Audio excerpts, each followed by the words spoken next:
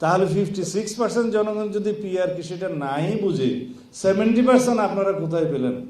আর কেউ বলছে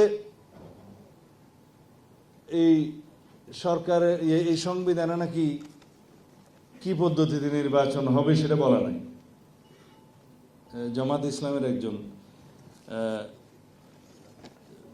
বড় নেতা এই বক্তব্যটা দিয়েছেন, আমি এটা আমলে নিয়েছি। যাই হোক, এটার উপরে আমার বক্তব্য শেষ, এর বেশি বলতে চাই না। বাংলাদেশের ডেমোক্রেটিক স্ট্রাকচারে আমাদের social structure, social condition, political history and history of the elections এগুলো কনসিডার করতে হবে। সেই জন্যই বলি যে এই দেশের জনগণ লাস্ট জরিপ একটা বেরিয়েছে, বলছে যে 56% জনগণ পিআর কি বুঝে না। তার আগে আরেকটি সংগঠন থেকে একটা জরিপ দিয়ে বলছে 70% লোক নাকি পিআর চায়। তাহলে 56% জনগণ যদি পিআর কি সেটা নাই বুঝে 70% আপনারা কোথায় পেলেন যে পিআর চায়?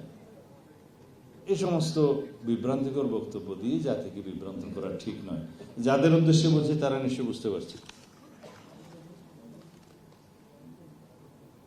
এখন কেউ কেউ বলছে যে নির্বাচন দেওয়ার এখতিয়ার নাকি এই সরকারের নাই, এই কে যেন লিখে দিল। তো নির্বাচন দেওয়ার এখতিয়ার কার আছে? নির্বাচন দেওয়ার এখতিয়ার কি কোন একটি রাজনৈতিক দলের আছে? বলে যে কোন আইনে নির্বাচন হবে। এখন আইন কোনটাতে নির্বাচন হবে সেটা তো জানা উচিত। আর কেউ বলছে এই সরকারের এই সংবিধানে নাকি কি পদ্ধতিতে নির্বাচন হবে সেটা বলা নাই। জামাত ইসলামের একজন বড় নেতা এই বক্তব্যটা দিয়েছেন, আমি এটা আমলে নিয়েছি। বলে যে নির্বাচন হতে হবে সেটা বলা আছে, কিন্তু পিআরে হবে না কোন পদ্ধতি হবে সেটা নাকি বলা নাই সংবিধানে। এতদিন আমার পাশে বসছিলেন, আমি মনে করছিলাম কিছু জ্ঞান অর্জন করেছে। তো আমি সেই জন্য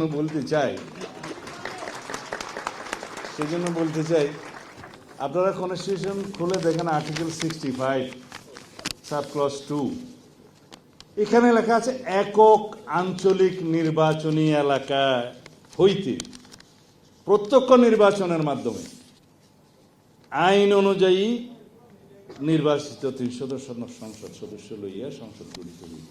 জাতীয় সংসদ আইন অনুযায়ী কি? সংবিধানকে অনুসরণ করে যে আইনগুলো প্রণীত হবে নির্বাচনের জন্য সেই আইন। একটা আইন হচ্ছে RPO, representation of people's order. এখন আরপিও অনুযায়ী আইন নির্বাচন হবে। যারা জিজ্ঞেস করছে তাদের উদ্দেশ্যে বলতে চাই, আরপিও কিসের উপর ভিত্তিতে হয়েছে? সংবিধানের উপর ভিত্তিতে হয়েছে। সরাসরি নির্বাচন কিভাবে হবে বলা আছে আর্টিকেল 65 সাবসেকশন 2-তে, যে প্রত্যেকটি আঞ্চলিক নির্বাচনী এলাকার জন্য প্রত্যক্ষ ভোটের মাধ্যমে যা 300 সংসদ সদস্য নিয়ে গঠিত হইবে। তো এখানে যদি কেউ বলে যে নির্ধারণ করা নাই কোন পদ্ধতিতে নির্বাচন হবে, তাদের জন্য তো এটা পড়ে দেখলেই হয়ে যায়, জবাব তো দেওয়ার দরকার হয় না। এখন যদি ওনারা প্রত্যক্ষ ভোটের মানই মনে করে যে মার্কাতে ভোট দিতে হবে এটাই প্রত্যক্ষ, তার বিশ্লেষণ হচ্ছে যে আরপিও যেটা হয়েছে এটা based on the constitutional provision.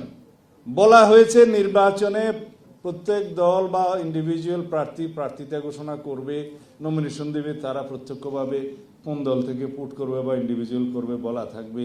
তারপরে বিধিবিধান অনুসারে তারা নির্বাচন করবে। জনগণ তার নির্বাচিত প্রার্থী হিসেবে তাকে দেখে, তার মার্কা দেখে দল এবং ব্যক্তি বিবেচনা করে ভোট দিবে। এটা জনগণের অধিকার।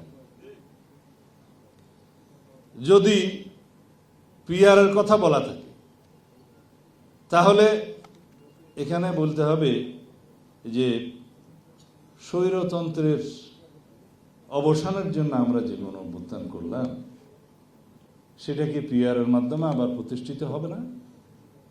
কিভাবে হবে আমি বলি।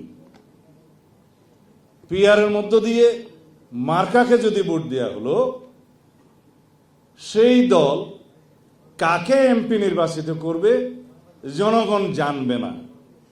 জানবে সেই দলের সুপ্রিম লিডার, প্রেসিডেন্ট, সেক্রেটারি অথবা মজলিসে শুরা, তারা কাকে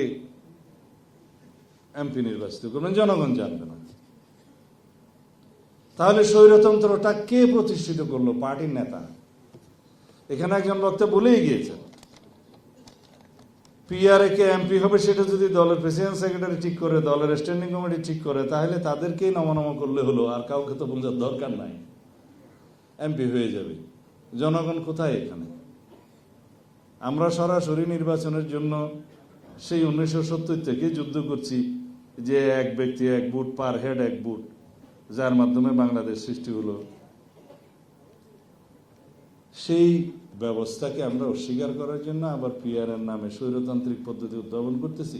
এখানে দলীয় স্বৈরতন্ত্র প্রতিষ্ঠিত হবে এবং ব্যক্তি স্বৈরতন্ত্র আবার প্রতিষ্ঠিত হবে। তারা যেভাবে চাইবে, যাকে চাইবে সেই এমপি হবে, জনগণ যাকে চাইবে সেই এমপি হবে না। জনগণ শুধু ভোট দিতে পারবে মাত্র। আর যে সমস্ত দেশে পিআর আছে, বিভিন্ন উন্নত দেশেও আছে, সেখানে জনসংখ্যা অনেক কম। কোন কোন রাষ্ট্রে জনসংখ্যার বিবেচনাতেও তারা পিআর কনসিডার করেছে, এই সুইডেন টুইডেন টাইপ কিছু কিছু দেশে। সেই সমস্ত জায়গায় স্থানীয় সরকার ব্যবস্থা অত্যন্ত স্ট্রং, এবং স্থানীয় সরকারের উপরেই বলতে গেলে জনগণের সমস্ত দৈনন্দিন যেগুলো সার্ভিস আছে সবকিছু নির্ভর করে। সেখানে এমপিদের কাছে কখনোই অন্য কোনো বিষয়ে যাইতে হয় না, শুধু পার্লামেন্টে আইন প্রণয়ন করা ছাড়া। আমাদের দেশের স্থানীয় সরকার ব্যবস্থা সম্পর্কে আপনারা সবাই অবহিত, যে চেয়ারম্যান, উপজেলা চেয়ারম্যান, ইউনিয়ন চেয়ারম্যান, পৌরসভা চেয়ারম্যান বা মেয়র, এখানে স্থানীয় সরকার ব্যবস্থা আমরা এখনো এত স্ট্রং করে গড়ে তুলতে পারিনি। কবে পারবো তাও জানি না। তো যেই দেশের আবহাওয়া অনুযায়ী জামা কাপড় পরতে হয়, যেই দেশের খাদ্যাভ্যাস অনুযায়ী খাদ্য খেতে হয়, যেই দেশের সমস্ত সামাজিক স্ট্রাকচার অনুসারে আমাদেরকে চলতে হয়, সেই দেশের সমস্ত কিছু বিবেচনায় তো আইনগুলো প্রণয়ন করতে হয়। আইন হবে লন্ডনের স্ট্যান্ডার্ড, আর মানুষ হলাম আমরা বাংলাদেশের সিটিজেন, তাহলে সেই আইন কি প্রয়োগ করা যাবে? সিঙ্গাপুরে কেউ বাস স্ট্যান্ডে দাঁড়িয়ে সিগারেট স্মোক করে না, করলেও নির্ধারিত জায়গায় গিয়ে তার অবশিষ্টাংশটা ফেলে, কারণ তার সেই সিভিক সেন্সটা হয়েছে, কারণ সে জানে $50 ফাইন হবে। আমাদের এখানে 1 লক্ষ টাকা ফাইন হলেও সেই আইনটা তো কেউ মানবে না, কারণ সেই সিভিক সেন্সটা তো আসি নাই আমরা। তো সুতরাং এই যে সামাজিক অবস্থার বিবেচনায় ফান্ডামেন্টাল রাইটসের ডিসিশনগুলো দিতে হয়, সেটা আমি আমাদের কনস্টিটিউশনাল ল উপরে যিনি সবচেয়ে বড় বই লিখেছেন, অ্যাটর্নি জেনারেল সাবেক মাহমুদুল ইসলামের বই থেকে বলছি, যে আমাদের জুডিশিয়ারি চিন্তা করতে হবে, প্রিফেসের ফার্স্ট প্রিফেসের একদম সেকেন্ড প্যারায়, যে যখন ফান্ডামেন্টাল রাইটসের ইমপ্লিমেন্টেশনের বিষয়ে জাজমেন্ট হবে, তখন যেন আমরা বাংলাদেশের সোশ্যাল এবং ইকোনমিক কন্ডিশনটাকে বিবেচনা করে সেই জাজমেন্ট দিই, সেই কনটেক্সটে দিই।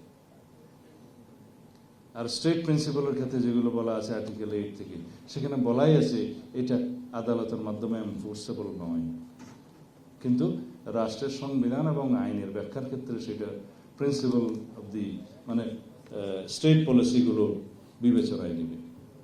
তো এগুলো সব আমাদের দেশের বিবেচনায় বলা হয়েছে, আমাদের জনগোষ্ঠীর কালচারের উপর বিবেচনা বলা হয়েছে। তা এখন যদি আমরা এগুলো বিবেচনায় না নেই, পরে যারা বাংলাদেশের সাস্টেইনেবিলিটি চায় না, সবসময় অস্থিরতা চায় পিআর-পিআরের মাধ্যমে, তাদের বক্তব্যই কিন্তু এস্টাবলিশ হবে। আমাদেরকে সব কিছু বিবেচনা নিতে হবে। আমাদেরকে জানতে হবে কে আমাদের এমপি হবে। আমাদের জনগণ জানতে চায় আমরা কাকে ভোট দিলাম। আমাদের জনগণের কাছে জনপ্রতিনিধির যে জবাবদিহিতা, সেটা বজায় থাকতে হবে। সুতরাং আমার এক ভাই বলে গেল, ব্যারিস্টার রাগিব মনে হয়, যে ভোট দিলাম সন্দ্বীপে, এমপি পেলাম মালদ্বীপে। আসলে এটা জনগণেরই বক্তব্য, আমার নিজের ইনভেনশন নয়। তো এখন জনগণ যদি না জানে ভোট দেওয়ার পরে তাদেরকে এমপি হবে, তাহলে তো সেখানে প্রত্যক্ষ ডেমোক্রেসি এস্টাবলিশড হবে না, জনগণের রাইটটা এস্টাবলিশড হবে না। আর অন্যান্য যে ক্ষতিকর দিক পিআরের ক্ষেত্রে, সেটা তো বললাম, যে রাষ্ট্রে একটা সবসময় জ্বলন্ত পার্লামেন্ট থাকবে, সবসময় একটা অস্থিতিশীল সরকার থাকবে, সবসময় রাষ্ট্রের একটা অস্থিরতা থাকবে, সেটার বেনিফিশিয়ারি হবে পার্শ্ববর্তী কোনো রাষ্ট্র অথবা বাংলাদেশের যারা কল্যাণ চায় না তারা। বাংলাদেশ কি এক্সপেরিমেন্ট নিতে পারবে? এই এক্সপেরিমেন্ট করার সময় সুযোগ আছে কিনা সেটা তো দেখি। বাংলাদেশের সোশ্যাল এবং ইকোনমিক কালচার এবং আমাদের যে পলিটিক্যাল প্র্যাকটিস অ্যান্ড কালচার কোনোটাই পিআরকে অ্যালাউ করে না। সুতরাং এটার দায়ভার নেওয়ার প্রশ্নই আসে না।